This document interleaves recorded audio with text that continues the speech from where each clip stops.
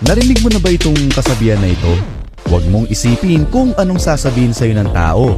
To be honest, this is actually true. Dahil darating ang panahon na mawawala ka dito sa mundo. At kahit wala ka na, patuloy pa rin tatakbo ang buhay. Ang nakakalungkot pa dito, makakalimutan ka ng tao. Kung maalala ka man nila, ito ay dahil nakita nila ang picture mo.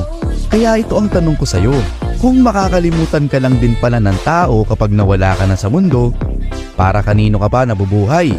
Anong dapat mong ipag-alala? Nagsasayang na ng oras sa pag-aalala tungkol sa sasabihin sa'yo ng tao, pero sa totoo lang, hindi ka naman talaga nila iniisip. Kaya huwag kang mag-alala kung anong sasabihin sa'yo ng iba. Huwag kang mag-alala kung anong gusto nilang ipagawa sa'yo. Sabi nga sa isang magandang kasabihan, pakinggan mo ang puso mo.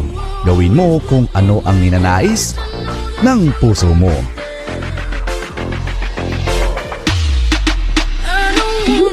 Pakinggan mo ang puso mo. Gawin mo kung ano ang ninanais ng puso mo.